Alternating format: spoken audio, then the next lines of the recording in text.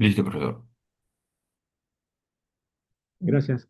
Bienvenidos al seminario de hoy de la red LAFMAT, la Red Latinoamericana de Física de la Materia Condensada y Ciencia de Materiales, LAFMAT. Es una comunidad que tiene como objetivo divulgar los avances de vanguardia a los investigadores latinoamericanos y facilitar la interacción entre investigadores latinoamericanos y destacados investigadores de todo el mundo. La red está integrada por investigadores de la Universidad Mayor de San Marcos, en Perú, la Universidad Federal de Pernambuco, Brasil, Universidad Rural de Río de Janeiro, en Brasil, la Universidad Fluminense, en Río de Janeiro, la Universidad Nacional de Colombia, el CIMBESTAF de México, la Universidad de San Sebastián en Puerto Montt, Chile, Universidad del Zulia en Venezuela, y el Centro Atómico de Bariloche en Argentina, y también la Universidad de Córdoba en Argentina. En el día de hoy, una alegría inmensa presentarles al doctor Jorge Facio. Jorge es físico de la materia condensada y trabaja en el Centro Atómico de Bariloche y el Instituto Balseiro, Argentina, donde se desempeña como investigador de planta de CONICET en el grupo de teoría de la materia condensada. Obtuvo tanto su título de licenciado como su doctorado en el Instituto Balseiro en Bariloche y posteriormente realizó investigaciones postdoctorales en el IFW Dresden, en Alemania, con una beca George Forster de la Fundación Alexander von Humboldt. Su investigación se centra en la estructura electrónica de materiales cuánticos, con especial énfasis en materiales topológicos. El título de la charla de hoy es When the Lattice Distorts and the Electron Resist, Topological First Instabilities and the Relevance for PTB2. Bienvenido, Jorge. Es Bueno, un... muchas gracias Alexander por la invitación y por la presentación y por, bueno, por la posibilidad de un poco de contar lo que hemos estado haciendo aquí con colaboradores, que voy a explicar en Bariloche. Supongo que ya puedo compartir, ¿no? Sí, sí, por favor. Eh,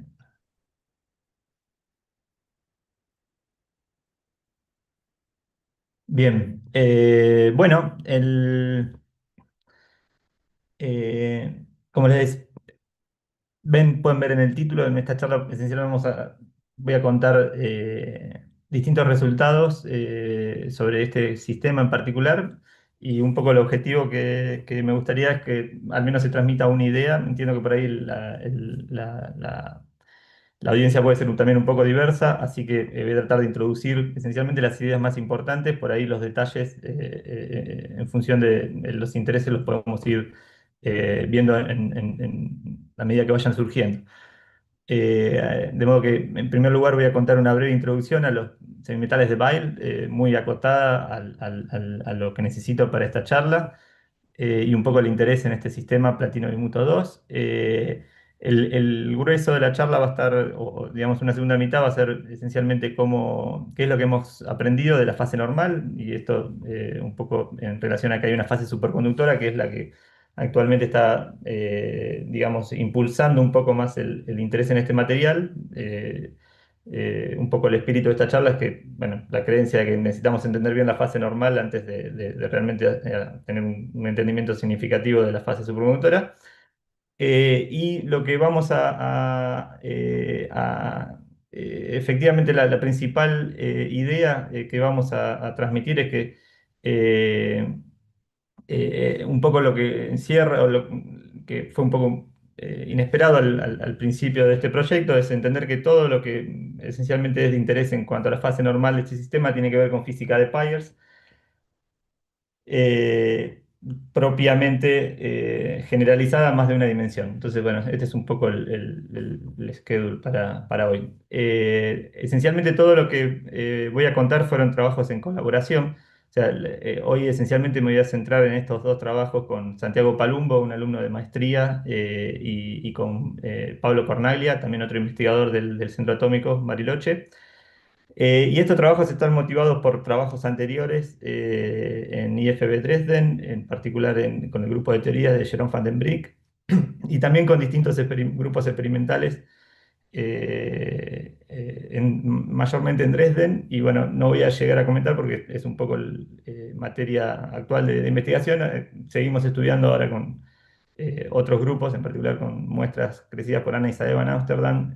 Estamos ahora estudiando un poco experimentos que en última instancia están confirmando un poco las teorías que les voy a presentar hoy, con datos de ARPES de Hendrik Bendman en Noruega. Bueno, estos son esencialmente los colaboradores en este trabajo. Y un poco el comienzo o la introducción mínima tiene que ver con entender, bueno, qué son los puntos de Weyl, que esencialmente son la esencia de los semimetales de Weyl. Y los puntos de Weyl en general son, bueno, son uno de estos objetos que gente hace, por ejemplo acá Herring, que es el del libro famoso de materia condensada, en 1937 ya había llegado a entender un montón, incluso si el lenguaje era esencialmente distinto a lo que usamos hoy, porque esencialmente no estaban todos los conceptos que tenemos hoy de fase de Berry, curvatura de Berry, etc. Esencialmente, Herring en un paper, fíjense que esto es la época del teorema de Bloch, o sea, ya la gente estaba recién empezando a tener una idea de cómo eran los estados de una partícula en un sólido. Esencialmente se plantea la pregunta bueno, ¿cómo es que dos estados de una partícula pueden ser degenerados en un sólido? O sea, que dos bandas se toquen. Y lo hizo en términos relativamente generales y con las herramientas que tenían en ese momento, que era básicamente el teorema de Bloch. Yo este paper me debo leerlo en detalle, pero a mí lo que siempre me llama la atención es que incluso llegó a escribir esta conclusión que rescato acá, que dice que para cristales sin centros de inversión, contactos de equivalent manifolds, o sea, dos bandas que se tocan, pueden ocurrir en puntos aislados, y estos puntos, estos contactos no pueden ser destruidos por un cambio infinitesimal en el potencial periódico del sólido.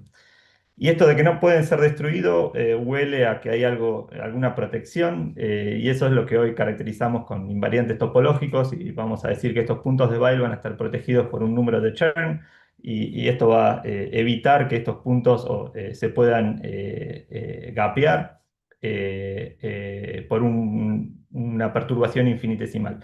Algo de esto ahora les voy a comentar un poco más en detalle. Eh, el, eh, Me quedó en el tintero un comentario, pero bueno, se me escapó. La, Esencialmente lo que estamos diciendo es que hay dos puntos, hay dos bandas que se tocan en un punto y este punto no es un punto de alta simetría, ¿no? ¿Por qué de alguna manera puede ser sorprendente? Es sorprendente sobre todo cuando ocurre en puntos que están fuera de líneas o planos de alta simetría. Como ustedes saben, las matrices en general, o sea, un argumento muy, muy sonso es entender que las matrices en general tienden a tener autovalores distintos, ¿no? O sea, si uno navega el espacio de las matrices de alguna dada dimensión, la mayoría abundante de matrices, por mucho, tienen todos los autovalores distintos. Si uno piensa que las bandas son autovalores de una matriz, bueno, se entiende que entonces es raro que los autovalores sean iguales. Entonces, esto usualmente ocurre porque hay, o sea, o un escenario en el que ocurre es porque hay transformaciones de simetría de esas matrices, que por ahí me las llevan a hacer diagonal por bloques, si tengo simetrías unitarias. Y entonces puedo tener coincidencias entre autovalores de bloques distintos que van a estar protegidas por esa simetría.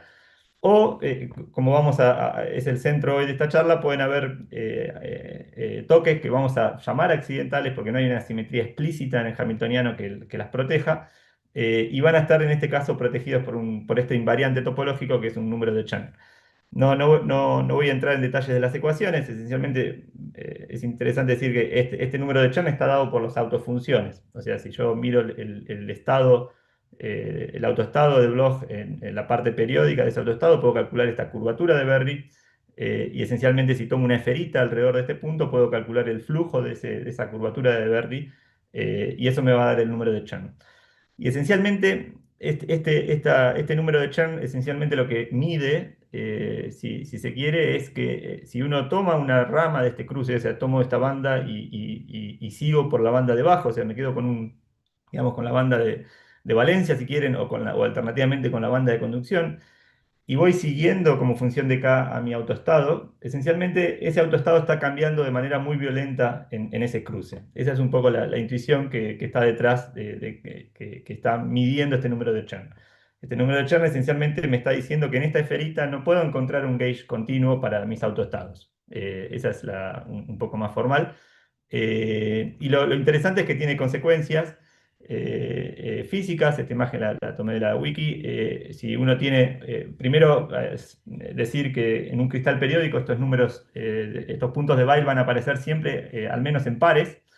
Y entonces si yo tengo un punto, voy a tener en algún lugar otro punto, y eso tiene que ver con una conservación del flujo, si no me divergiría, digamos, la curvatura de Berry integrada en todo el espacio. O sea, si hay una carga positiva, va a haber una carga negativa, y uno se puede imaginar que esta curvatura de Berry esencialmente es un campo vectorial que va de una carga positiva a una negativa, como si fuera un campo eléctrico. Y lo interesante es que si uno corta al sistema, y, por ejemplo, en una superficie, este flujo que existe entre un punto y otro en el bulk va a garantizar que en el borde existan estados que conectan estos dos puntos.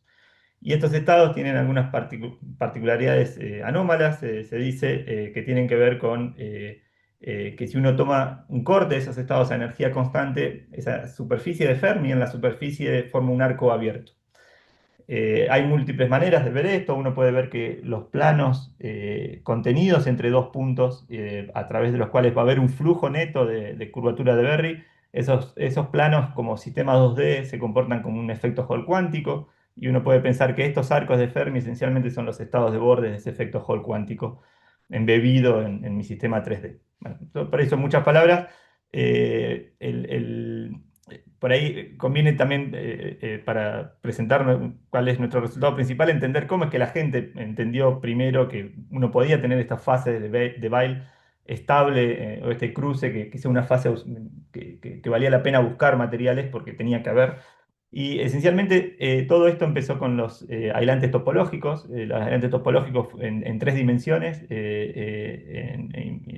fueron en el sentido de aislantes topológicos invariantes ante inversión temporal.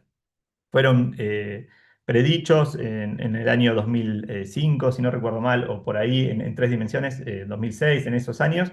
Solo lo menciono para decir que ese era el contexto en que este señor, Suichi Murakami, se planteó, bueno, cómo es que un sistema que es aislante puede transicionar de un aislante trivial a un aislante topológico.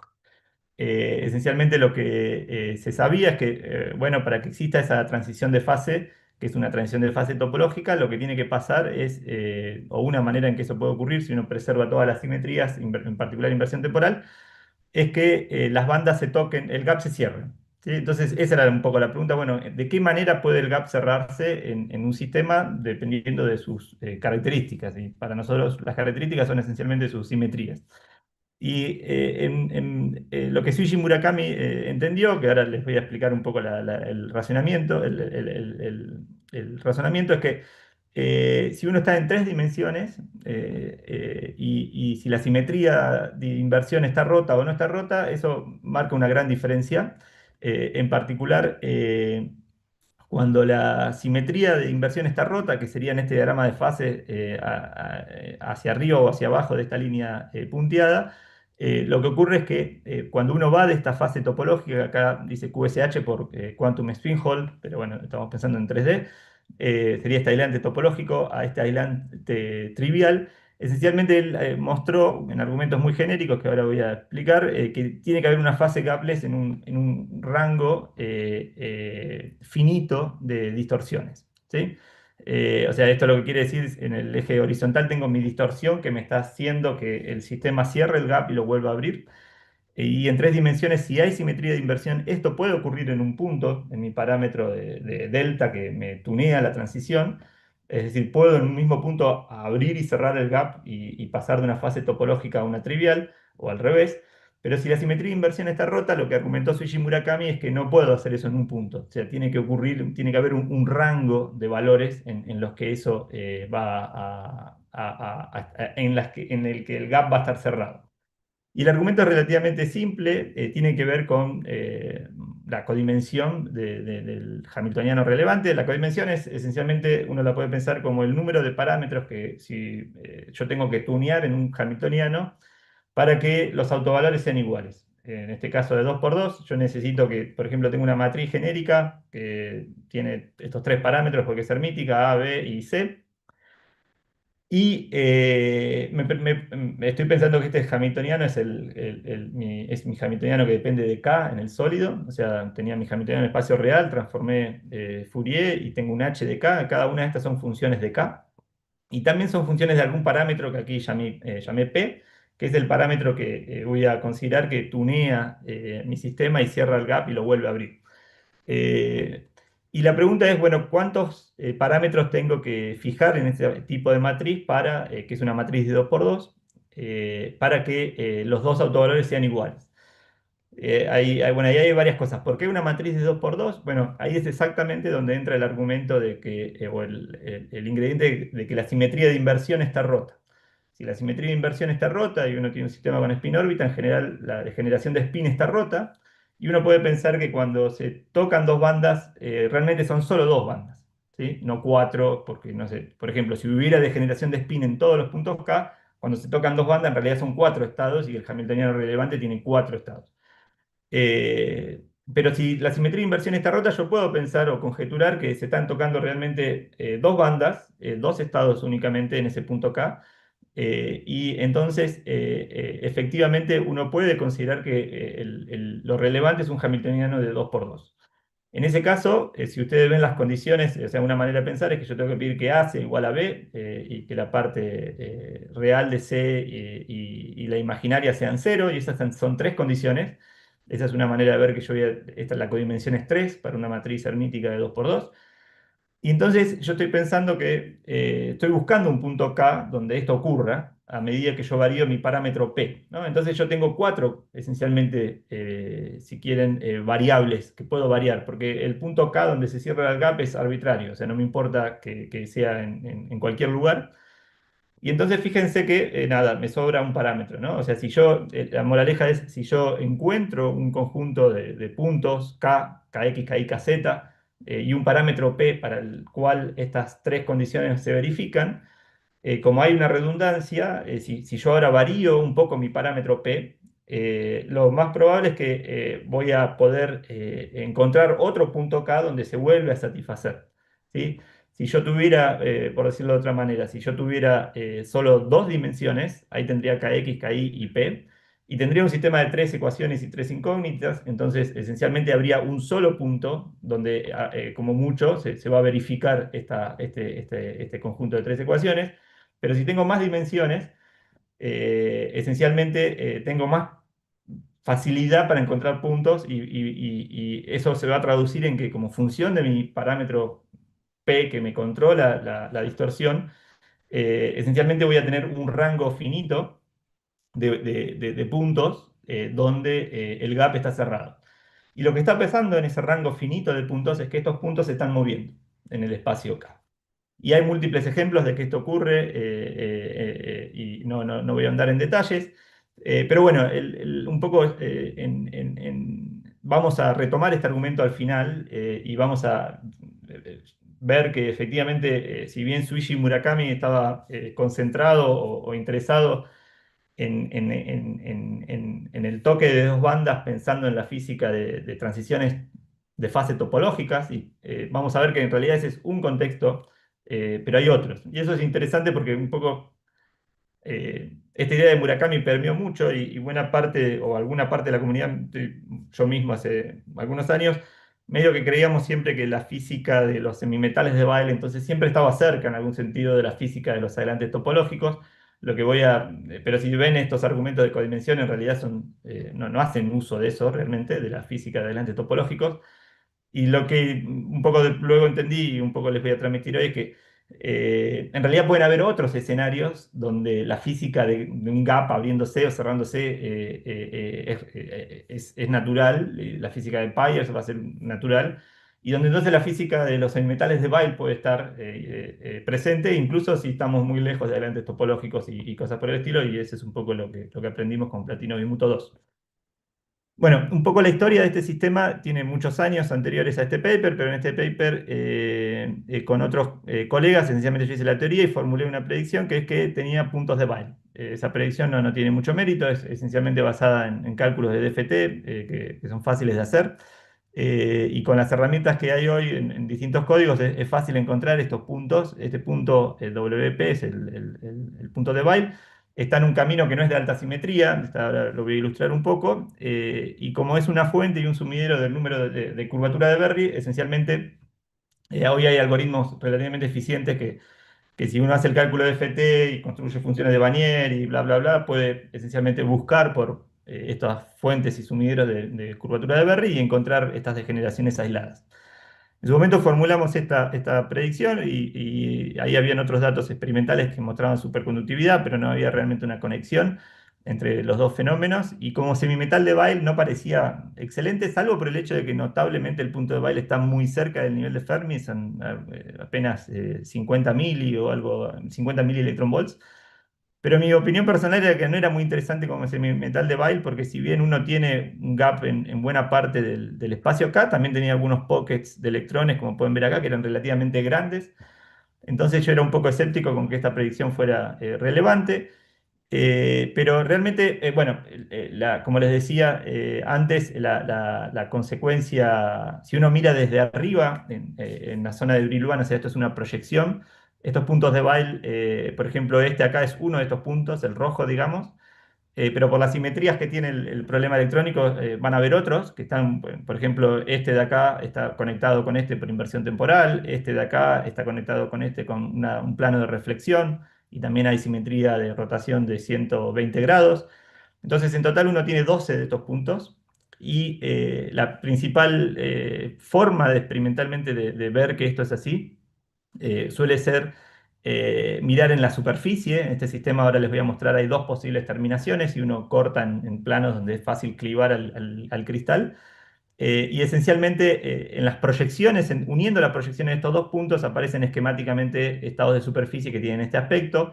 Y si uno hace un cálculo más detallado, por ejemplo, para esta superficie, lo que espera para la densidad espectral, la energía constante en el nivel de Fermi, es algo así. O sea, esta sería como la superficie de Fermi en la superficie del material y esencialmente estos puntos son las proyecciones que tienen los puntos de Weyl sobre la superficie, pensando que, por ejemplo, la componente caseta de los puntos de Weyl en el bulk se proyectó, se fue del problema y me queda Kx y Ki. Acá están los puntos de Weyl en el bulk, o digamos, estas serían las coordenadas, y como pueden ver, hay como un halo de intensidad espectral, perdón, que une esos dos puntos. Y esto es algo que se puede medir, idealmente.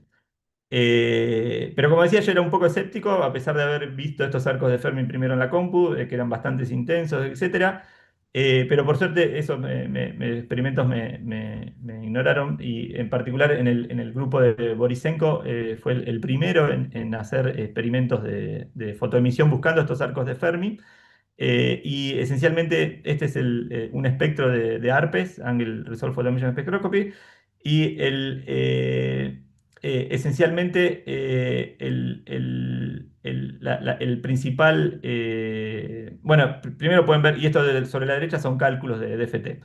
Esencialmente, pueden ver que el acuerdo en general tiende a ser muy bueno y en particular esta intensidad espectral que se ve acá, si uno tiene solo los datos de ARPES es relativamente difícil decir que eso es el arco de Fermi, pero en general muchas de estas asignaciones en los experimentos vienen de comparar con la teoría y en la teoría uno puede ir y comprobar que efectivamente esta intensidad espectral se corresponde con esta y esto en la teoría uno puede efectivamente ver que es el arco de Fermi esencialmente este que mostrábamos acá.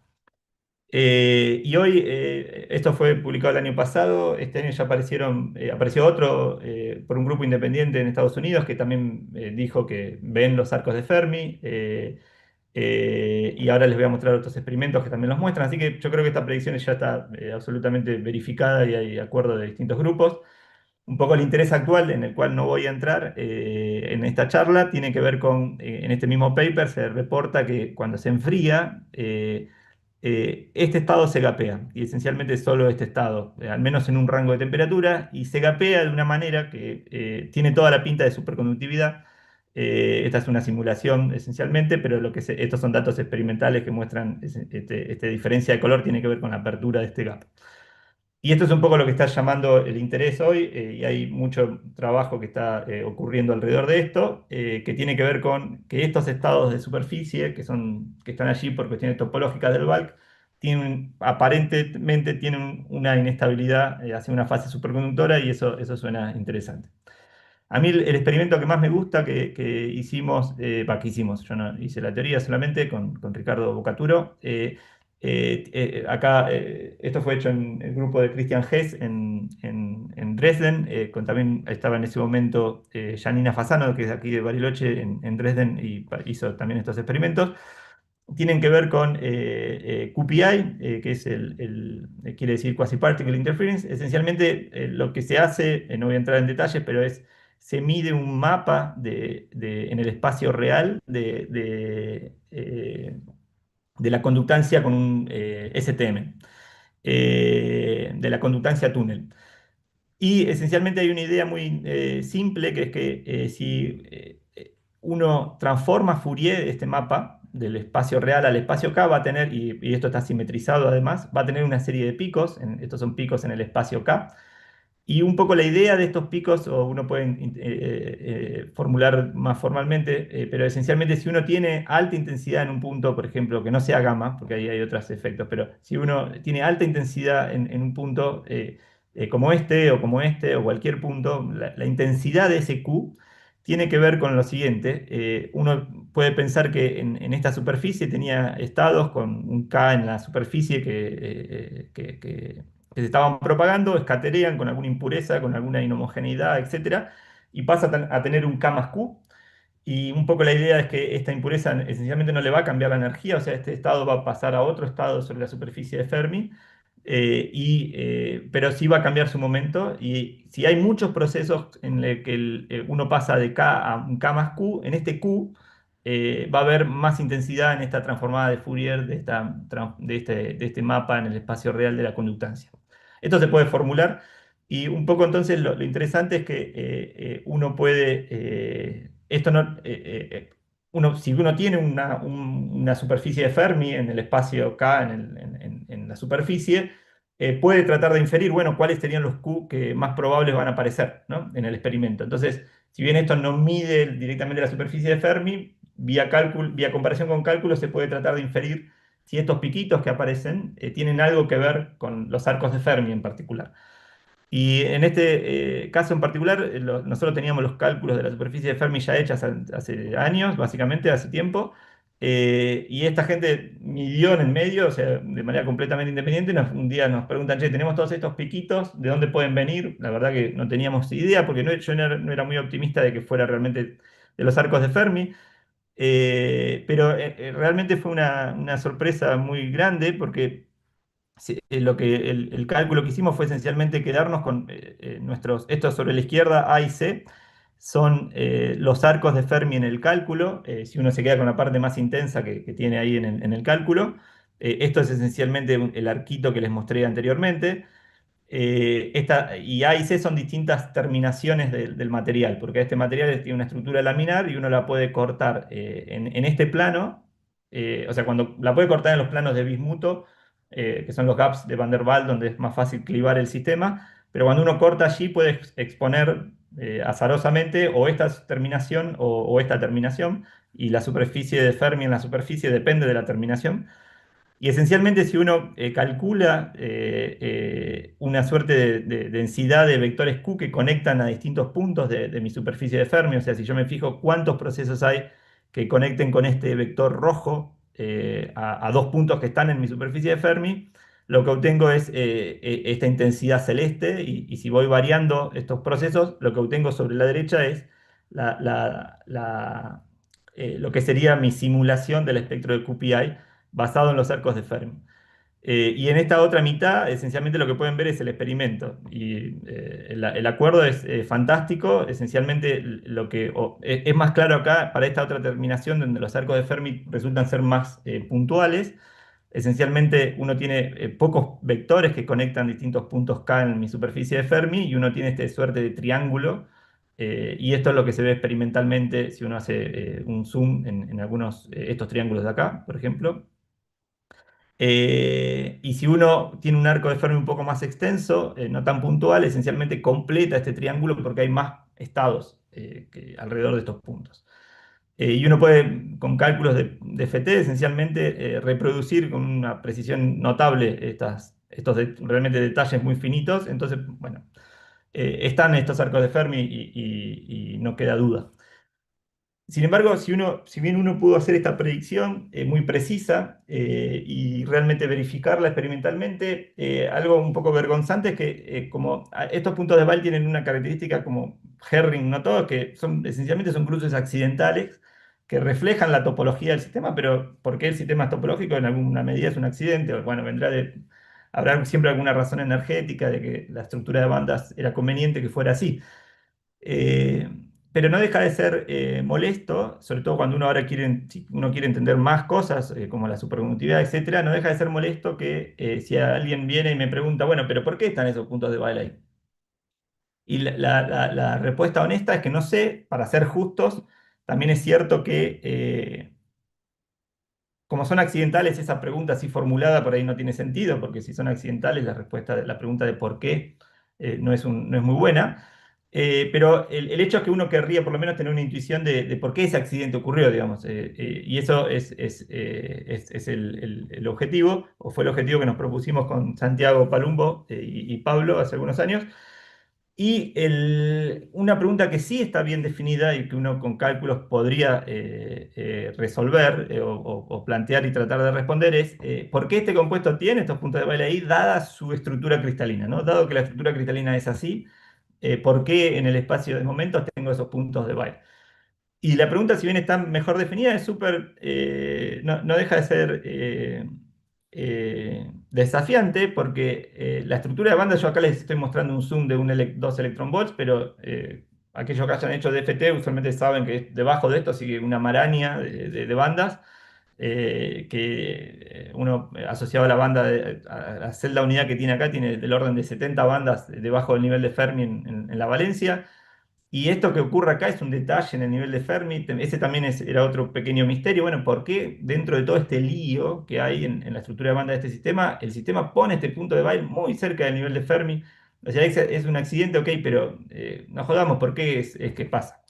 Eh, y el punto, bueno, es que entonces, si uno entiende que pone este marco, que uno quiere entenderlo en función de que su estructura es así, ahí puede trabajar y lo que hicimos esencialmente fue, durante un tiempo exageradamente largo, debo decir, tratar de entender bien la estructura cristalina. Y la estructura cristalina tiene la celda unidad tiene estas tres capas, esta capa de bismuto, esta capa de platino y esta capa de bismuto nuevamente, donde esta en realidad es como una bicapa, o sea, ahí hay dos planos distintos. Y esencialmente lo que nos sirvió de inspiración fue entender a partir creo que, me faltó acá una referencia de algunos papers que estudiaron en detalle la estructura, no recuerdo ahora pero bueno, no importa. Esencialmente que uno puede ver dos tipos de deformaciones en este sistema, en esta estructura, que si uno las deshace va a un límite donde la simetría de inversión se restaura.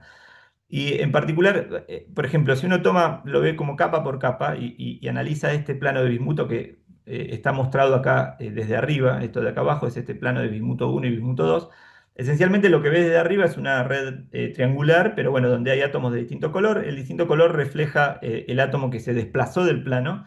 Y entonces esto no es muy difícil de entender, es una red de honeycomb, sería la naranja, decorada por estos átomos rojos que se desplazaron.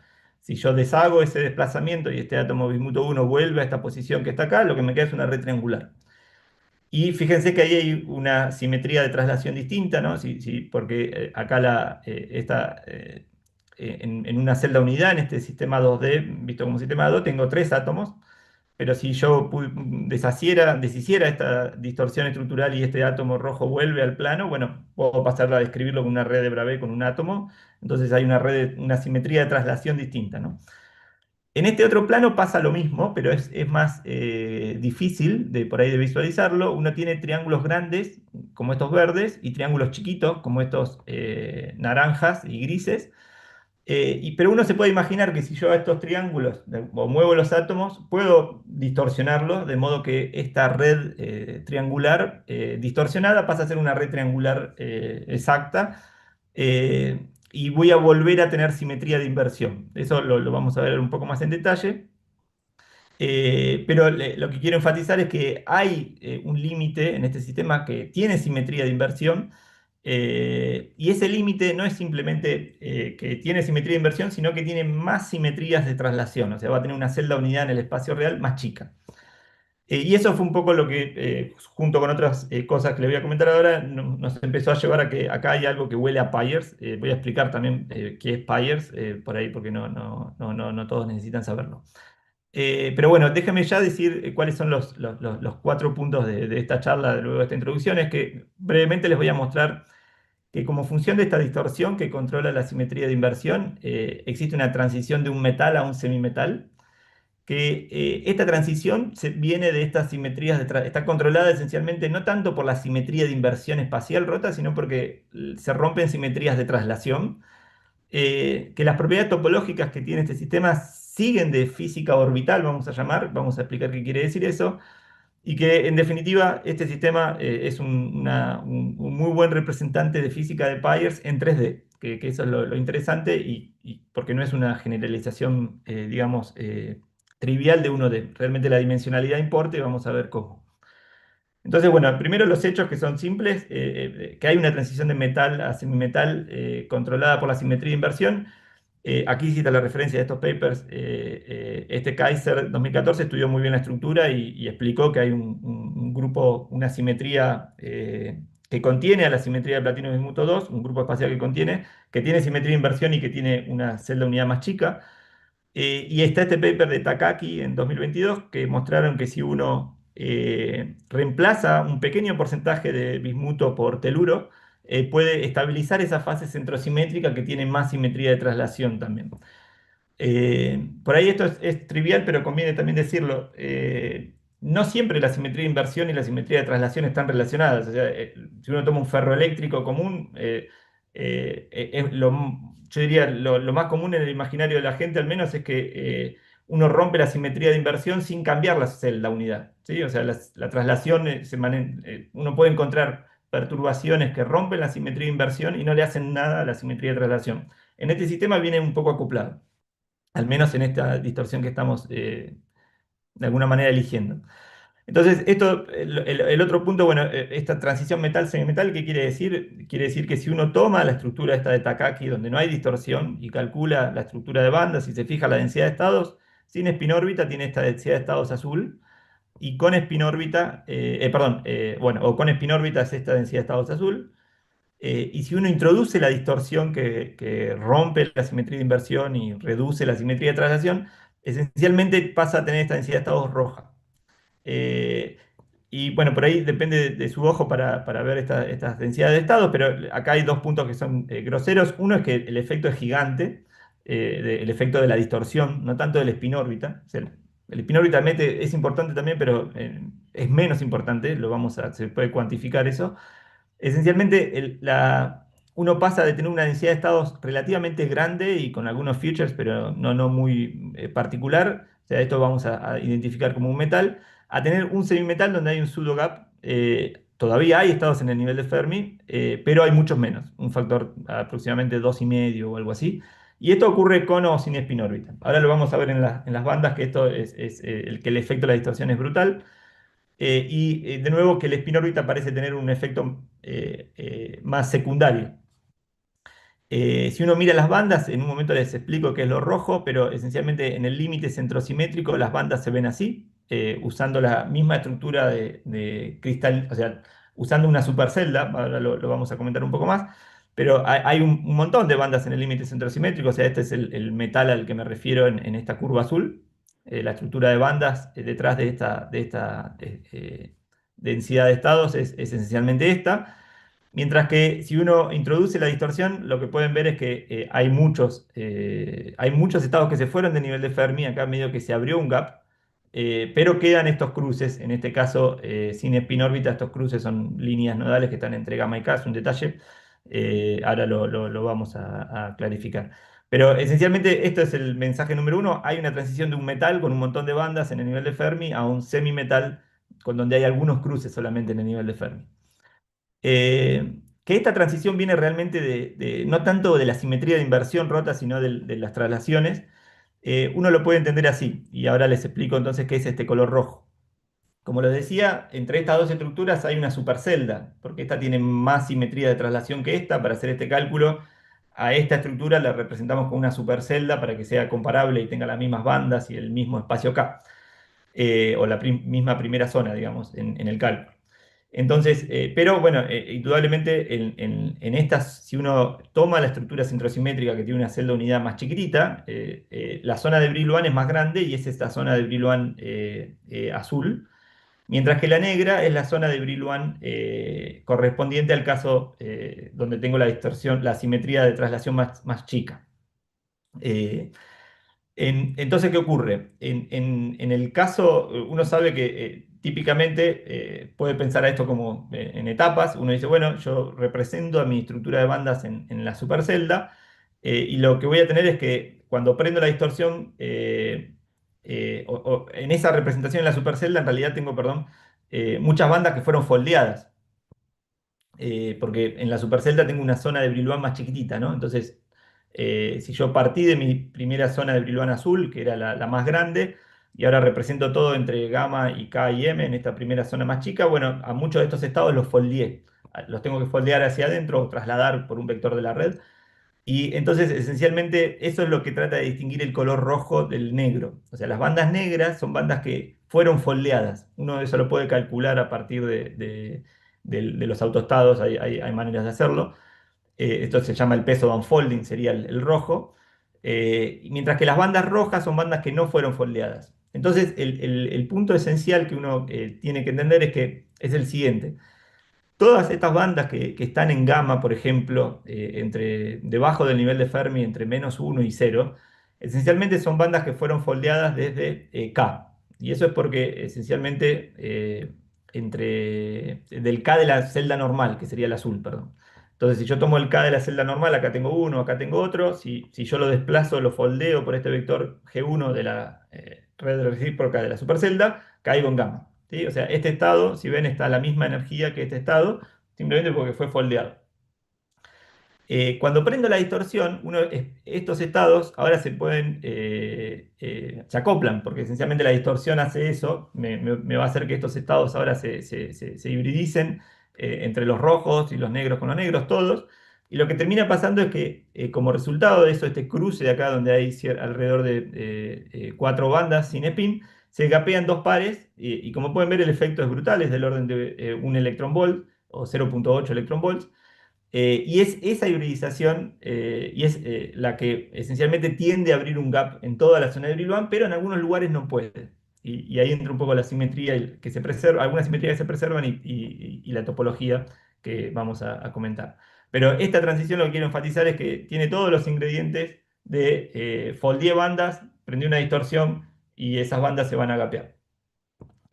Que también sigue de la simetría de traslación rota, uno lo puede entender microscópicamente si uno construye funciones de Wannier y ve los elementos de hopping entre funciones de Wannier en el espacio real. Esencialmente, o sea, la pregunta sería, bueno, ¿de dónde sale esta escala tan grande del orden de 0,8 electron volts o 1 electron volt asociado a romper inversión espacial? Y el punto es que uno puede calcular lo siguiente. Si uno está en el límite centrosimétrico y ve, por ejemplo, uno de estos planos desde arriba, tiene esta red triangular, y uno se puede preguntar, bueno, ¿cuál es el hopping entre estos dos orbitales pi que están graficados acá? Son orbitales pi de bismuto. Y uno puede ver que por las simetrías que tiene el problema, en particular las simetrías de traslación, este hopping va a ser equivalente a este hopping y por reflexión va a ser equivalente a este hopping. sea, estos dos hoppings son iguales, son hopping a primeros vecinos en la red triangular, bueno, salvo alguna fase o cosas así, pero digo, en magnitud son iguales. Mientras que si uno distorsiona tal como lo hace este sistema y pasa a tener estos triángulos chicos y triángulos grandes, ahora estos hoppings ya no son iguales vecinos, este y este, y ese efecto está ahí, y la pregunta es, bueno, ¿cuán grande es? Bueno, resulta que el efecto, o sea, si uno va siguiendo, calculando cada uno de estos hoppings como función de la distorsión, esencialmente encuentra esa escala de energía rápidamente, o sea, no hace falta buscar mucho, y la asimetría en el hopping a primeros vecinos, debido a la distorsión, es del orden de 0,6 electronvolts para este par de orbitales, y hay otros similares que reflejan que esta escala de energía que, déjenme por ahí recordar, es bastante más grande que la spin órbita, incluso en bismuto, que es un sistema pesado, la spin órbita local atómico es del orden de 0,3 electronvolts. Y como este hay varios términos, ¿no? Y es aditivo, digamos, en la energía final que haya muchos términos. O sea, es natural que, o sea, aquí vemos por qué el spin órbita es una, realmente respecto de la ruptura de simetría de inversión espacial, es una perturbación. Que la topología venga de puntos de Weyl, venga de la distorsión, esencialmente y no del spin órbita, porque de nuevo había y hay cierta intuición en la comunidad de que los puntos de Weyl muchas veces tienen que ver con spin órbita, y esto está un poco, viene de Murakami, porque esencialmente Murakami dijo, bueno, tengo esta fase de Weyl que está cerca de las transiciones de fase topológicas de un aislante topológico, que necesita spin órbita a un aislante trivial. Entonces, además hay muchos modelos donde los puntos de Weyl surgen al gapear líneas nodales y al incluir spin-órbita. O sea, el spin-órbita es un elemento usual en muchos sistemas en que existan puntos de Weyl. Pero en este sistema, y este gráfico lo muestra de manera un poco complicada, pero ahora lo explico, los puntos de Weyl no vienen del spin-órbita. El spin-órbita los afecta un poco, pero no vienen del spin-órbita. Y eso lo aprendimos esencialmente haciendo un cálculo. Estos son en amarillo en los círculos son dos puntos de Weyl que tiene el sistema en el límite con spin órbita. Esto es lambda igual a 1. Ese es el límite. Y lo que hicimos fue hacer un cálculo con funciones de Wannier donde vamos removiendo la spin órbita, lo podemos hacer. Esencialmente lo que vimos es que cuando uno va sacando el spin órbita del sistema, el resultado final son estos puntos de Weyl, son también puntos de Weyl que están acá en este triángulo verde. Y lo que ocurre es medio complicado de explicar, pero esencialmente en un punto intermedio, o sea, esto era el límite con spin órbita y este es el límite sin spin órbita. En un punto intermedio se produce una aniquilación de puntos de Weyl o creación, según como uno va moviendo la película de izquierda a derecha, derecha a izquierda. Y en cada uno de estos puntos triangulares verdes hay dos puntos de Weyl, uno de spin up y uno de spin down. Entonces, por ahí déjeme reexplicarlo empezando de este lado. Sucede por la física de Peirce, que ahora esencialmente vamos a explicar, que en sin spin órbita tengo dos puntos de Weyl, sin spin órbita y el sistema es no magnético tengo degeneración de spin, y un punto de Weyl van a haber dos, uno de spin up y uno de spin down. Cuando prendo spin órbita, no los gapeo a esos puntos de Weyl, no los destruyo, sino simplemente que separo en energía el up y el down, como si fuera un multiplete atómico que se separó el spin, básicamente.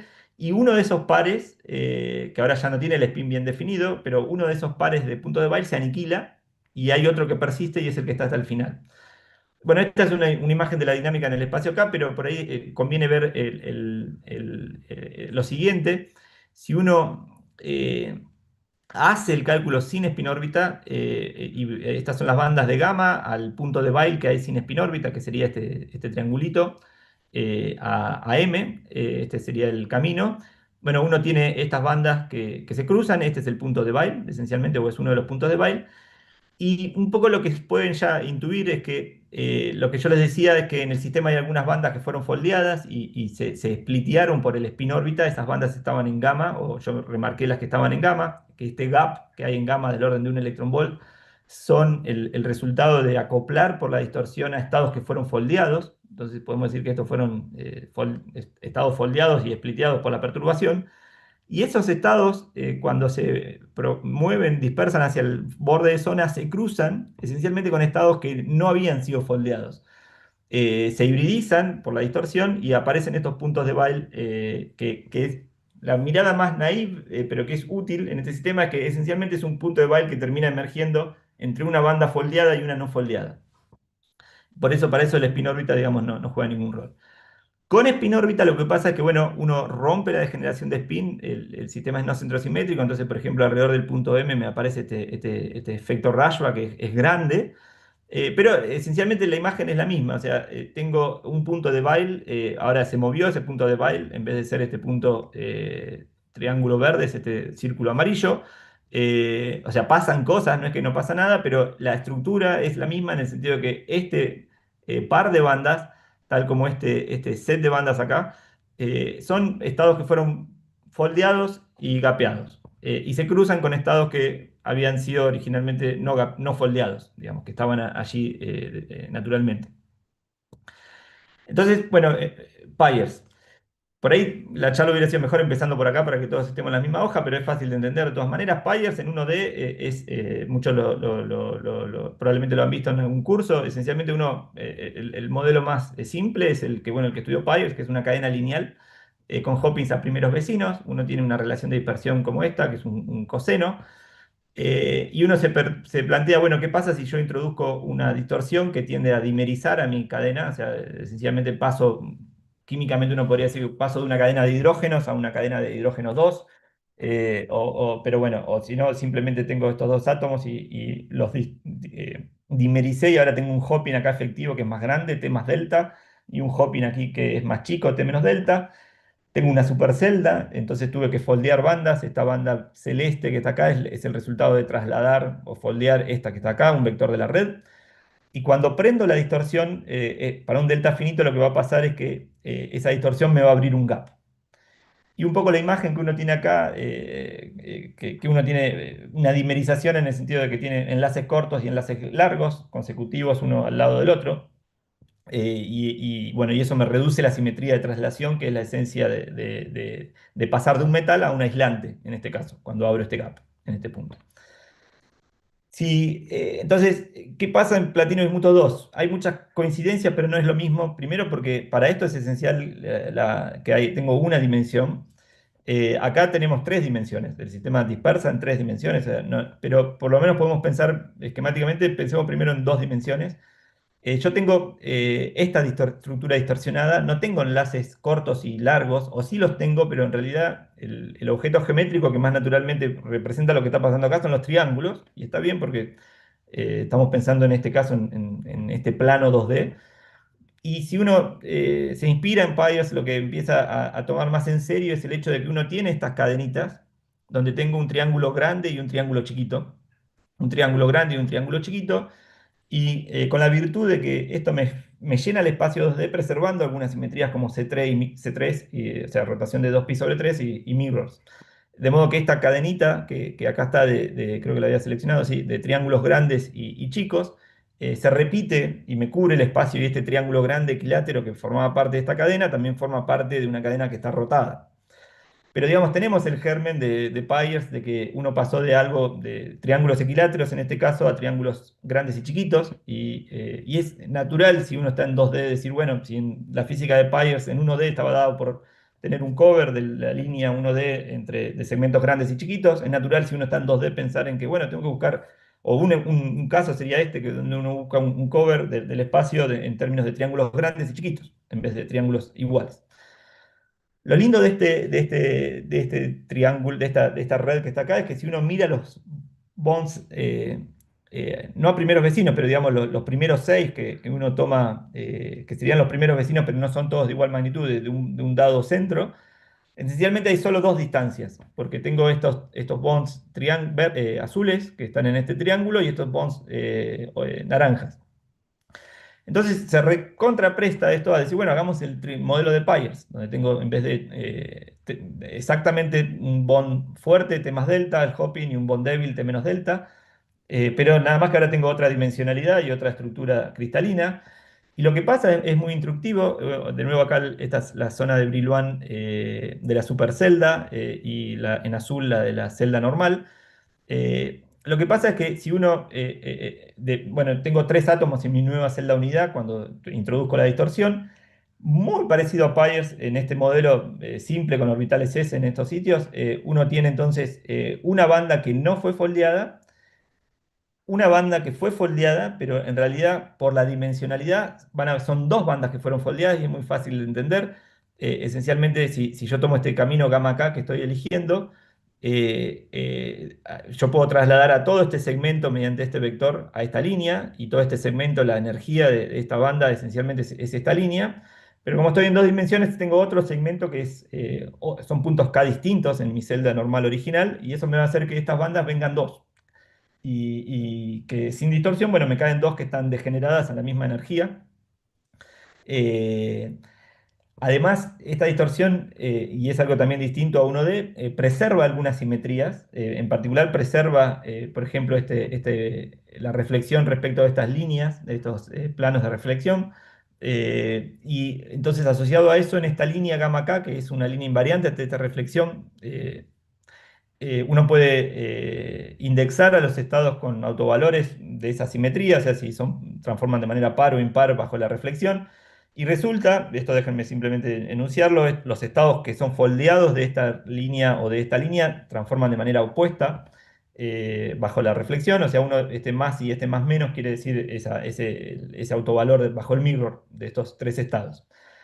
Entonces, lo que es muy interesante es que si ahora uno introduce la distorsión, ya sea delta, sea en el modelo positivo o negativo, uno espera en general que este cruce de tres estados en el borde de zona se va a gapear de manera completamente análoga a lo que pasa en Pyers en 1D, que uno espera que se gapee en el borde de zona cuando uno prende delta y tenga una fase en 1D aislante. Lo que pasa en 2D en este modelo es que va a depender del signo de delta si se abre un gap que me lleva a un aislante o no. Esencialmente lo que ocurre es que ahora tengo tres bandas, como les enfatizaba, y de esas tres bandas lo que uno necesita realmente es que se rompa la degeneración de tres al introducir la distorsión, pero no necesariamente, y no para esta distorsión no va a ocurrir, que se separen en tres bandas separadas en energía. Lo que pasa es que se separan esencialmente en dos sets, una no degenerada y otro un par que está degenerado. Y entonces ahora hay que pensar que yo tenía dos estados degenerados en gamma y dos estados degenerados en K. Pueden haber distintas maneras en que yo puedo conectar mis estados en el borde de zona y en gamma, y esas distintas maneras me van a dar lugar a fases topológicas diferentes.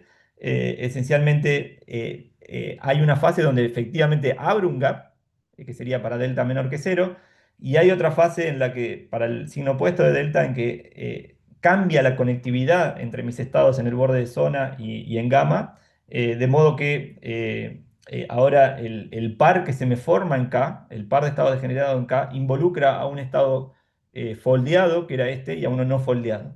Y me queda este estado que uno puede ver que es como un cono de Dirac, como el de grafeno esencialmente. Ahora vamos a ahondar un poco en eso. Eh, y uno, déjenme también enfatizar, uno tiene en ambos casos a baja energía una física de Pyers, en el sentido de que uno tenía un metal para delta igual a cero, una densidad de estados sin ningún future particular, y uno tiende a abrir un gap en los dos casos, porque está esta física de repulsión de niveles, pero en este modelo en particular, en uno de los casos uno abre un gap real para delta menor que cero, pero para el otro abre solo un pseudo gap. Y también pasan cosas altas de energía que por tiempo no voy a explicar, pero que vienen asociadas a la dimensionalidad también y son muy interesantes. El otro punto interesante es que el signo físico más natural para delta en este modelo es que delta sea mayor que cero, que quiere decir que el bond más corto tiene una amplitud de tunneling más grande. Y naturalmente entonces uno entiende que el escenario de hecho esperado para esta red no es que se abra un gap, sino que uno termine en este semimetal topológico, en el sentido de que este cono de Dirac tiene asociada una fase de Berry, un invariante que uno puede calcular. Y esto ya es una primera sorpresa muy linda porque uno se dio cuenta entonces, inspirado exactamente en un plano de este material, que cuando uno hace Pyers en 2D, y Pyers en 2D quiere decir para nosotros reducir la simetría de traslación, por ejemplo, de esta manera, naturalmente puede terminar en un semimetal, que en este caso está protegido por simetrías, esencialmente por las simetrías que preservé al reducir la simetría de traslación, simetrías puntuales como el mirror y C3. Esto sigue teniendo simetría de 2π/3. Rompió C6, que es una simetría del triángulo, digamos. Déjenme simplemente enumerar que con esta idea de Pyers en más de una dimensión, qué es lo que uno puede explicar o entender y que nos resultó muy simpático. Por un lado, esto es una red que no es Kagome, esta red distorsionada, pero tiene algunas similitudes con Kagome. No es Kagome porque no es Kagome. La red de Kagome en particular tiene C6, y esta red no tiene C6, tiene C6 por inversión, si uno lo pueden verificar. Lo que quiero decir es que en los grupos tipo wallpaper en 2D, los grupos espaciales en 2D, está en el set de grupos de simetría hexagonal, aunque no tiene C6, tiene C6 por inversión. Y no es raro que este modelo, de hecho, si uno sigue esta distorsión, puede llevarla hasta una red de Kagome. Y déjenme simplemente decirles que si uno toma, por ejemplo, delta igual a t, que sería anular el hopping este verde, en naranja, perdón, esta banda que me queda colgada acá se transforma en una banda angosta, flat band, y la estructura de bandas es exactamente la de Kagome. Lo que quiero enfatizar es este cono que uno tiene acá, que acá lo estamos viendo en esta distorsión y que vemos que es un producto del folding, ¿no? Porque es una banda que fue foldeada, una que no fue foldeada y sobrevivió debido a las simetrías. En realidad lo que uno aprende es que incluso los conos que tiene la estructura de bandas de la red de Kagome en K, los conos de Dirac, también uno los puede ver así. O sea, son el producto de haber reducido la simetría de traslación respecto a la red triangular, preservando simetrías que hacen que el little group en K sea no abeliano y pueda tener estos cruces y bla, bla. Pero lo mismo pasa en grafeno. O sea, si ahora uno hace un modelo, toma el otro plano de este material y analiza, bueno, esto era una red de honeycomb decorada. Y dice, bueno, vamos a pensar en una red triangular en esta supercelda y vamos a reducir la simetría de traslación haciendo que este átomo se me vaya del plano. Si uno toma el límite en ese caso en que ese átomo se va del sistema y me quedo solo con dos bandas, uno va al caso de grafeno y uno puede ver que el cono de Dirac en K que me queda en grafeno si uno lo piensa a partir de esta perturbación, es el producto de la simetría de traslación rota de grafeno respecto de la red triangular. No de cualquier manera, sino preservando simetrías. Mirrors y C3, que son las simetrías que protegen el cono de Dirac en grafeno. Así que enseguida uno ve que bueno, esto es entre trivial y en algún sentido común, pero que sirve para entender nuevas cosas. Para mí fue muy divertido poder formular algo nuevo sobre el grafeno, que es un sistema que es poco lo que la gente no sabe, digamos, está tan estudiado. Y quizás esto ya lo haya dicho alguien, yo no lo sé, pero para mí fue decir, grafeno realmente viene todo también de la simetría de traslación reducida, es esencial. Si uno toma un bilayer de estos sistemas, como es decir, pone un cano de la red de Kagome o Kagome-like de este material y la de grafeno, o cualquiera de estas combinaciones, esencialmente lo que pasa es que uno puede tener el mismo juego, pero ahora puede también tener cruces hay más bandas en el sistema y puede tener la misma historia de que tenga un triple cruce que se va a splitear en pares y que el mirror me va a proteger uno de esos cruces, o sea, hay uno de los cruces debido al folding que no me voy a poder sacar entre aquellos que están protegidos por el mirror. Y esencialmente puedo entender que ahora puede tener en un bilayer y en un sistema multibanda en general, pueden aparecer conos de Dirac en cualquier punto entre gamma y K, no solo en el borde de zona, como en grafeno o en Kagome, pero es una extensión natural de esto, digamos. Si uno tiene ahora un sistema 3D que es un stack de bilayers, en algún sentido uno puede ver a este bicho, a Platino Bismuto 2, esta cuestión de la simetría que me protegió el cruce en un punto K entre gamma y K, si uno lo hace un stack, uno puede ver rápidamente el modelo, es que ahora puede tener lo mismo como función de caseta para ese stack 3D. Y entonces en vez de tener un cono de Dirac en algún punto, uno lo que va a tener ahora es una línea nodal, que también es un objeto topológico interesante. Si uno agrega spin órbita acá, se va a transformar en un punto de Weyl. O sea, esta idea de foldear bandas y preservar simetrías que hace que no todos los puntos se gapeen entre folded y non-folded bands, me da lugar a topología, es bastante, da lugar a un montón de cosas que probablemente tengan aplicación en distintos materiales. Y voy a cerrar ahora brevemente con algo que solo puede pasar en 3D o en dimensión mayor que 2 al menos, que tiene que ver con, porque todo esto, acá yo estoy explotando la simetría del mirror de reflexión que se preservó y tengo estos más y estos menos que me dice, bueno, el más y el menos no se van a poder capear, pero no es lo que pasa en Platino Bismuto 2, al menos para los puntos de baile de menor energía más interesantes. Ahí esos puntos de baile, yo les decía, están en cualquier lugar. Y no vienen de agregar spin-órbita a esta línea nodal. Entonces, ¿qué es lo que uno termina aprendiendo? Lo que termina aprendiendo es lo siguiente, se lo ilustra por este cálculo. eh, Esto muestra la estructura de banda centrosimétrica entre gamma y M. O sea, este sería el caso sin distorsión. Tengo cruces entre bandas foldeadas y no foldeadas. Es decir, las rojas y la que no están pintadas de rojo. Eso sería el punto, bueno, no está en este punto, es un punto en ese parámetro, porque este diagrama acá muestra la proyección en este plano de los puntos de Weyl, y lo que pasa es que hay un valor, o sea, yo ahora empiezo a aprender la distorsión, este rojo ahora ya no es 0 o 1, sino que todas las bandas empiezan a tener un poco de este peso unfolding, pero existe un punto en que de la distorsión, o sea, yo voy controlando la distorsión que reduce la simetría de traslación en este cálculo, existe un punto en que aparecen un par de puntos de Weyl, se crean espontáneamente, salen de esta línea gamma M en este punto W, se crean y se dispersan, o sea, todo esto es sin spin órbita, y terminan en la estructura final. Pero lo que quiero enfatizar es que este cruce ocurre esencialmente entre bandas que subían en energía, que son las bandas foldeadas, y algún subproducto de las bandas que venían de estos estados en gamma, que fueron spliteados, como expliqué antes, y terminan dando lugar a este punto de Weyl. Y por lo demás está toda esta física de que se abre un gap. O sea, es decir, se abre un gap, pero no completo porque emergen estos puntos de Weyl. Eh, Fíjense que, déjenme volver a esto último que fue el comienzo de la charla con Murakami, como medio les anticipé, todos estos argumentos de Murakami que estaban muy interesados en entender cuándo ocurre una transición de fase topológica, es decir, cómo son las condiciones en las que se cierra y se reabre un gap en un semiconductor, en un aislante, esencialmente descansan en la codimensión de esta matriz y no tienen nada de la topología del sistema, lo único que depende es que la simetría de inversión esté rota.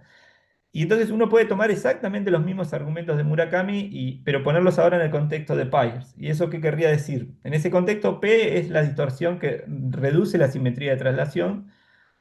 Uno dice, bueno, voy a tener bandas foldeadas y no foldeadas. Si la simetría de inversión se rompe o está rota, esas bandas van a ser bandas individuales. Entonces yo me puedo formular la pregunta, bueno, a medida que yo aumento P, ¿necesariamente voy a terminar en un aislante, que sería que tengo una banda de valencia y una de conducción que no se tocan en ningún lugar?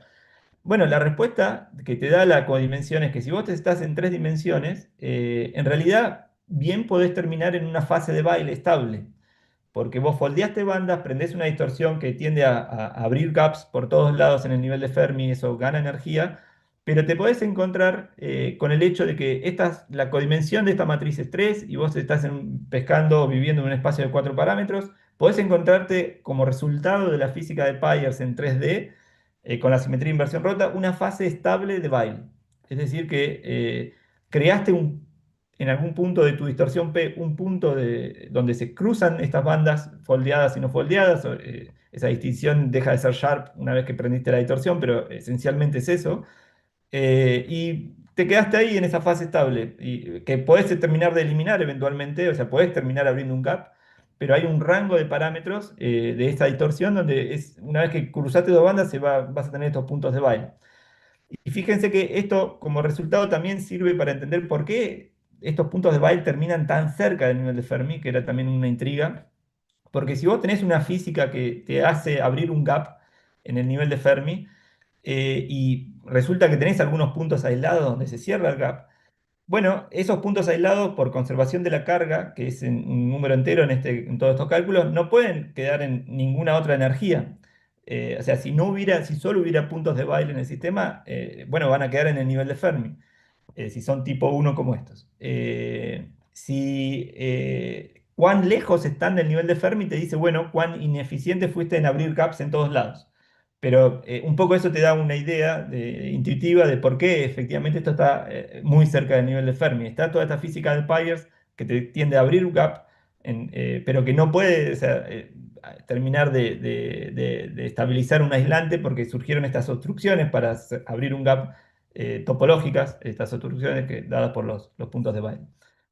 Entonces, las dos conclusiones básicas que por ahí uno puede aprender de este trabajo es, primero, que la topología de platino bimuto 2, incluso si uno tiene acá efectos de spin órbita que están allí, nosotros también los hemos estudiado, etcétera, porque uno tiene platino y bismuto, uno tiende a pensar que todo lo topológico va a venir de spin órbita, pero no es cierto. Lo esencial acá es física orbital asociada a la simetría de traslación rota. ¿Por qué orbital? Porque es esencialmente lo que les comenté antes, que tiene que ver con el hopping entre distintos orbitales en distintos sitios, no con cómo eso se acopla con el spin. Y el otro mensaje que para mí es bastante genérico y es lindo es que si uno piensa en inestabilidades que rompen la simetría de traslación en 3D, cuando la simetría de inversión está rota, esta idea intuitiva de que ha permeado, digamos, mucha literatura, de que uno, bueno, va a terminar en un aislante, hay que generalizarla y en realidad uno puede estabilizar una fase de Weyl.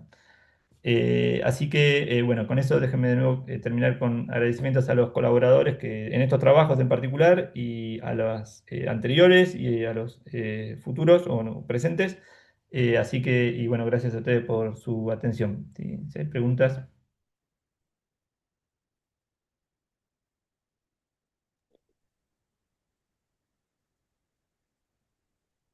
Gracias, Jorge, por tu presentación. Como dijiste en algún momento, fue divertido y es importante que sea divertido, ¿no? Ahora pasamos a la ronda de preguntas. Primero queríamos invitar al profesor Stuart Holmes de la University College London. Do you have any questions? Okay, thank you for your talk. I have some kind of experimental questions. Is it possible to see a magneto-oscillation in this material where you could perhaps see an additional phase coming in? Is this material at that state where you can see that effect? So magnetic oscillation have been seen, like in Schunikov de Haas, and I think also de Haas van Alphen, and some of I should say there is a Nature Comp paper by I think a Chinese group that have done a very nice job in assigning the frequencies that they see to the different Fermi surfaces that the system has. And also in this paper we have also reported some of the oscillations. Some of the oscillations you can actually, I didn't include a plot of the Fermi surface in this component, but you can actually trace it to extremal orbits, which happens to be very close to the Weyl nodes. And that was so definitely people have grown high quality of enough samples to see the quantum oscillations, and I think even this year there are more papers studying the spectrum of oscillation. I will look up those papers. Thank you. I have one other question. You mentioned the inversion symmetry is important for the semiconductor semi-metal transition. Yes. Does that mean things like the thickness of the material will be important? And say, if you were to make a quantum wire, the wire width would be important. Is that a known issue in these materials? I really don't know about the wires in this system. What I can tell you, maybe first, is to emphasize something that is important, is that while inversion is in broken inversion symmetry is important, so that the centers of inversions that you would have in the absence of this distortion that I have described are essentially at the platinum ions. And while inversion symmetry breaking is important and has a huge effect, the effect is huge because it is coupled with the translation symmetry breaking.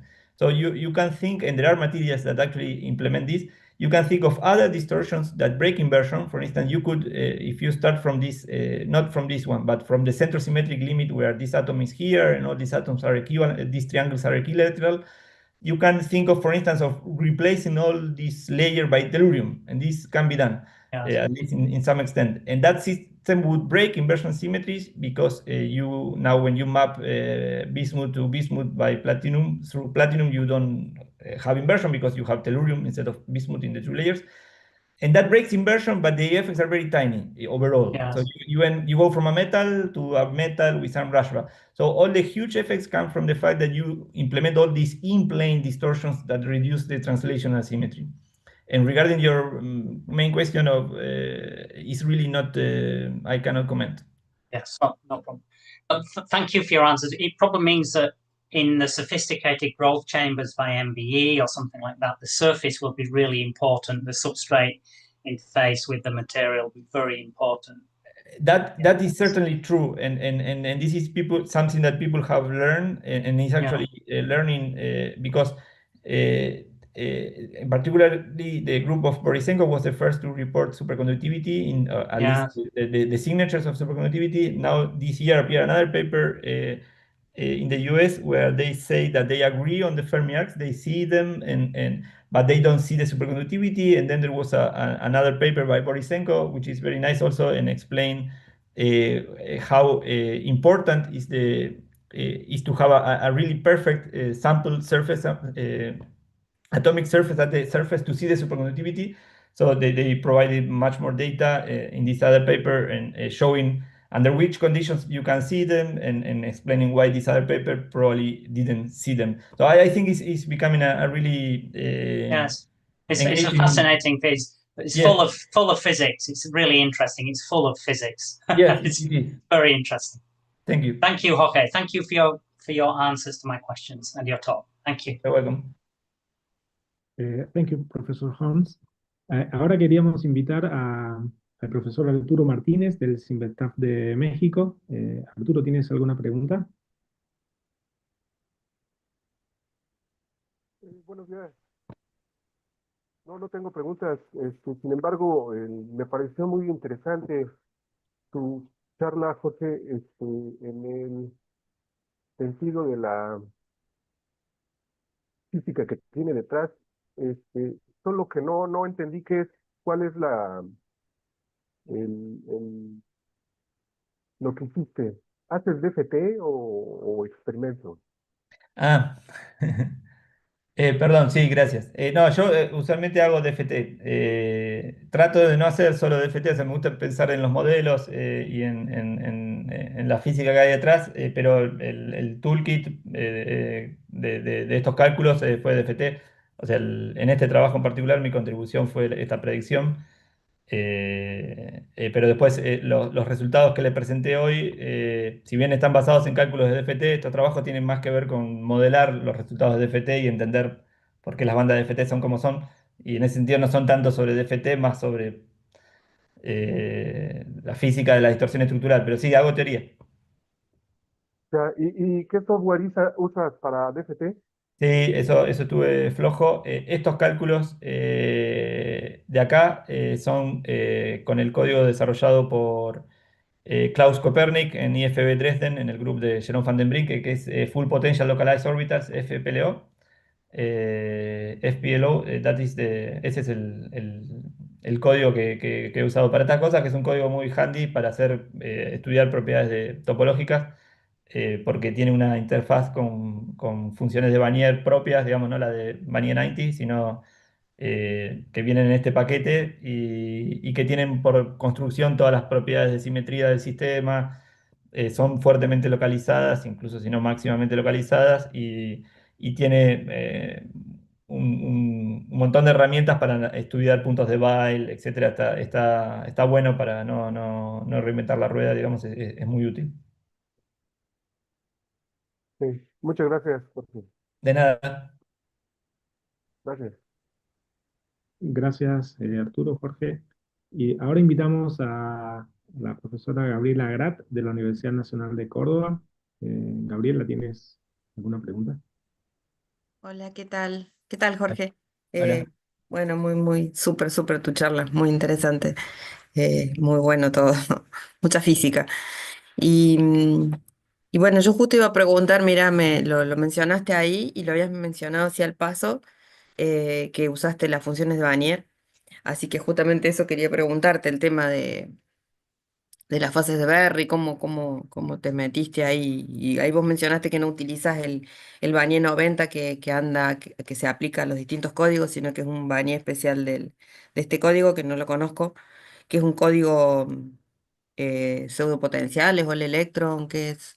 Sí, te comento brevemente. El código o sea, lo han desarrollado durante varias décadas en Dresden, que es donde yo estuve de postdoc, por eso un poco lo adopté. Es un código All Electron, pero que no está basado en la base, un poco lo dije rápido, pero el nombre es Full Potential Localized Orbitals. La base es una base de funciones locales. Y la gente esta lo que hizo durante muchos años realmente fue optimizar esta base de funciones locales para que sean una base relativamente mínima y muy eficiente. Y la verdad lo es. O sea, no es tan bueno como VASP si querés hacer sistemas grandes, pero esencialmente te da la misma prestación que, por ejemplo, que bien2k, que yo también soy usuario, que muchas veces he tomado como la respuesta correcta para algunos problemas, pero con un tiempo mucho menor de cálculo. Es realmente muy impresionante. Y como tienen estas bases de funciones locales, las funciones de Bannier que ellos calculan también de alguna manera es muy natural la conexión que tienen con su base de DFT, porque simplemente es una técnica proyectiva para calcular las funciones de Bannier, o sea, parten de sus estados de Bloch y proyectan sobre los estados de Bannier en cierto rango de energía y de cierta manera. Muchas veces las técnicas proyectivas para calcular funciones de Bannier tienen el problema de que las Bannier no son muy localizadas, pero justamente en la raíz del problema que ellos optimizaron durante muchos años, construyeron funciones tipo orbitales atómicos que no son los hidrogenoides, sino que son mucho más localizados y tienen propiedades útiles para el cálculo de DFT. Como resultado, en moraleja, es que las funciones de Bannier que sacan son fuertemente localizadas, probablemente tanto como las máximamente localizadas para la mayoría de los casos, ellos las llaman en la jerga es máximamente proyectadas. La otra diferencia que está buena, bueno, si bien esto ha ido evolucionando y yo no lo he seguido al pie de la letra, pero las Bannier máximamente localizadas muchas veces, en la implementación más común al menos, no necesariamente preservan las simetrías puntuales, porque cuando vos en el proceso de maximización no tenés en cuenta esos constraints. Y estas realmente las preservan, entonces tenés un hamiltoniano que con precisión, es el hamiltoniano de las funciones de Bannier que con precisión numérica esencialmente tiene exactamente las simetrías del problema, y eso está bueno para muchas de las cosas cuando que querés diagnosticar con simetrías. Podés construir con el código las representaciones de las operaciones de simetría que tiene el sistema en los distintos puntos K. No, es realmente muy bueno y está básicamente desarrollado por una persona que lamentablemente no puse acá el nombre, debería, que es Klaus Kopernik. Y ahí hay muchas herramientas para calcular invariantes topológicos tipo Z2 o tipo de Chern-Lambert, etcétera. Bueno, yo tuve varios años allá, entonces también tengo mis herramientas para calcular fases de Berry o ese tipo de construcciones, digamos. No es que con el código se pueda hacer todo, o sea, por ahí hay interfaces con Banana 90 hoy día que deben ser más completas porque lo usa más gente, pero bueno, para muchas cosas está bueno. El único problema que tiene el código por ahí es que tiene un fee, o sea, no es caro, pero o sea, yo no lo pagué porque sencillamente por ser poco ya lo uso, digamos, pero que si lo capaz sale, no sé si $500 o $1000, algo así, o sea, no es un código caro comparado con BAS, es mucho más barato, pero bueno, tiene un pequeño fee. Como Bin2K más o menos, anda por ahí. Sí, como Bin2k, es parecido. Claro. Y las funciones estas que decís, ¿qué funciones usa? Que no son tipo hidrogenoide, ¿qué usa? Bueno, esa es una historia de la parte de DFT que yo conozco parcialmente. Lo que resulta es que si vos, hacia mi entendimiento, ¿no? Que yo no trabajé en eso, y de nuevo esto es algo que la gente esta hizo literalmente durante una década, en los 90, etcétera, lo optimizó. El tema es que son funciones tipo hidrogenoides, pero lo que resulta es que si vos en un sólido ponés un átomo, una función hidrogenoide, no sé, del cobalto, por ejemplo 3D, la extensión que tiene, si bien uno sabe que decae exponencialmente, en el contexto del problema de un tie binding es muy grande. O sea, no son tan localizadas como uno querría las funciones hidrogenoides. Ujú. Entonces, cuando la gente escribe, o en su momento se puso a escribir las ecuaciones estas de Coney-Sham en esa base, lo que se daba cuenta es que los overlaps que tenía que calcular para escribir el problema involucraban muchos átomos, muchas celdas unidades. Otro problema es que si vos tomás los orbitales hidrogenoides son todos estados ligados del átomo. Entonces, la distribución que tienen en energía esos estados, naturalmente no es la más amigable para tener una base de funciones que idealmente te describa luego del cálculo las energías, un rango de energías de estado menor que cero, menor que el nivel de Fermi o mayor que el nivel de Fermi. Entonces, esta gente, básicamente la respuesta corta es, construyó, o sea, hizo una ingeniería de calcular, de construir funciones que son el resultado de un potencial central, como las hidrogenoides, pero que tienen un potencial central que es distinto, que en particular las hace ser mucho más comprimidas en el espacio real y también separadas en energía. Y realmente lo que hicieron, o sea, está descrito en algunos papers, es una ingeniería china, o sea, realmente es un laburo que yo no podría hacer, pero se construyeron un conjunto de funciones base que pueden sistemáticamente mejorar también y que te dan para lo que es la banda de valencia y los primeros estados, no sé, en el orden de 1 o 2 electron volts arriba del nivel de Fermi, te dan lo mismo que bien2K. Ah, fantástico. Y además es más rápido, o sea, como que Es mataron mucho más un par rápido. de De un hecho, tiempo. en la versión usual hasta hoy no está paralelizado el DFT en puntos K y cosas así y no te das cuenta. Sigue siendo más rápido. O sea, los tipos tienen su clúster que optimizaron un poco. O sea, no encontraron. Ahora creo que ya está paralelizado, pero incluso sin paralelizarlo en puntos K, es tan chico el problema de la base que tienen de función es tan compacta que no había una gran ganancia, al menos no era una urgencia paralelizarlo en puntos K para tener resultados. No, es realmente muy bueno. Ah, no, qué buena herramienta, qué bueno, no la conocía, así que es muy, muy interesante. Bueno, muchas gracias Ok. por la charla y por toda la información. Muchas, Bueno, muy bueno. Gracias, Gabriela. Y ahora invitamos a Henry Moncada, la Universidad Mayor de San Marcos, en Perú. Henry, ¿tienes alguna pregunta?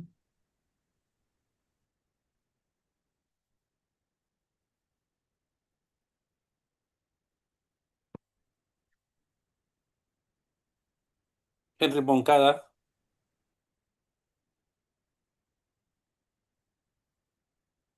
me pareció ver que recién se conectaba y se desconectaba. Quizás tiene algún tema de conexión.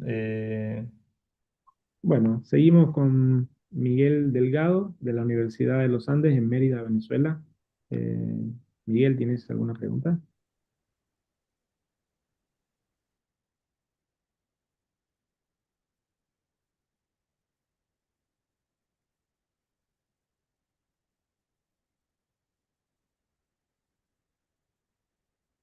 Y veo que parece que tampoco. Ahora sí puedo responder, sí. Ok, Bueno, ya. Bueno, no Cámara, tengo por ninguna. favor. Bueno, soy Henry Monca. Disculpe por se me colgó el computador, así que tuve que abrirlo a través de mi teléfono.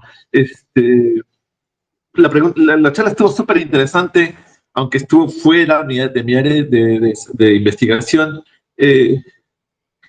Mi curiosidad va más acerca de los programas que utilizaste para tu cálculo de bandas. ¿Son de formato libre? Me dijiste, o no los escuché bien, creo que No, lamentablemente el FPLO, que es este código que uso que desarrollaron en Dresden, tiene un fee. No es muy caro, no me acuerdo si es del orden de 500 o 1000 dólares, pero tiene un fee que cobran y que queda, o sea, el código es non-profit igual. Ese dinero de alguna manera lo tienen va parte de ese dinero, va de alguna manera al sueldo de la persona que lo desarrolla, pero no es que sea como VAS, que es una escala mucho más grande de negocio, digamos.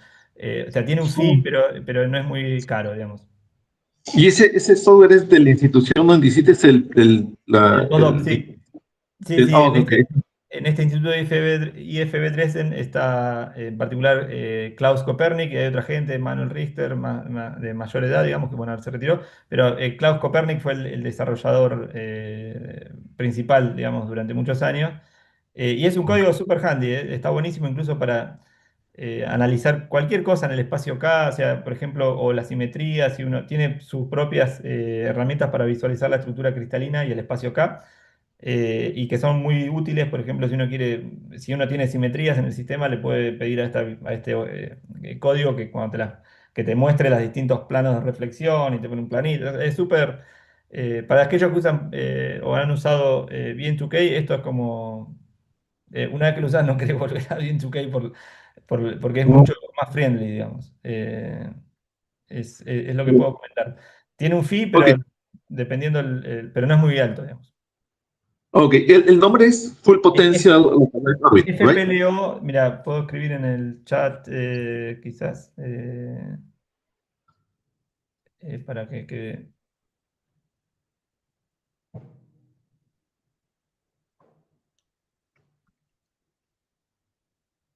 Ahí puse la dirección web del. Ok, ya, gracias. Ah, no hay problema.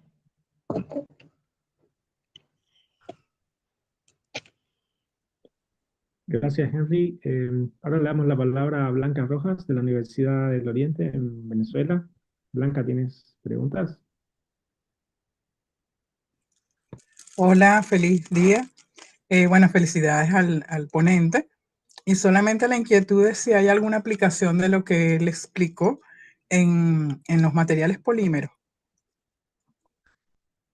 Eh, No sabría contestar básicamente por ignorante de la física de los sistemas basados en polímeros, la verdad. Creo que la mayor parte de las cosas que se hacen, por lo menos en cuanto a sistemas topológicos, suele ser por ahora en materiales orgánicos, de química inorgánica, digo, básicos, y no he visto mucho en cuestiones de polímeros, la verdad. Pero puede que eso reflejar mi ignorancia sobre el tema también, ¿eh? No estoy seguro. Ok, bueno, muchas gracias. Felicidades. Gracias. Gracias. Gracias, Blanca. Ahora le damos la palabra a Ney Luigi de Venezuela.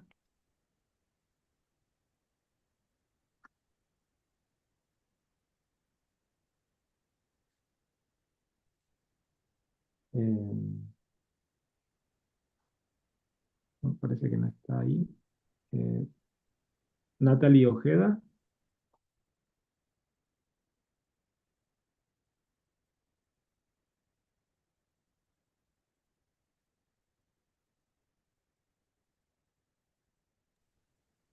Bueno, ¿alguien más tiene alguna pregunta?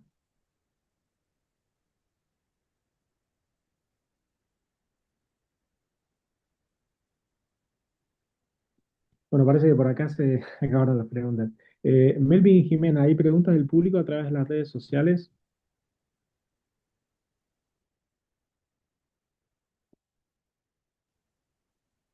Buenas tardes, profe. Realizando, en este momento en redes sociales, pues,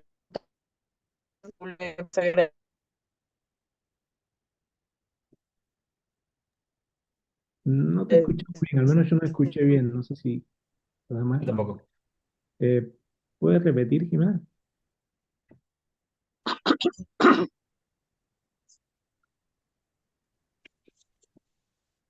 no hay preguntas del público, profe. Ah, gracias. Em, bueno, Jorge, ¿tienes algunas palabras de despedida? No, bueno, no, simplemente decir muchas gracias por la invitación. Me parece muy bueno. Yo, honestamente, hasta que me hiciste esta invitación no sabía que existía esta red, así que me parece fantástico. Y bueno, gracias por la invitación a participar. Siempre es lindo dar una charla y interactuar con otros.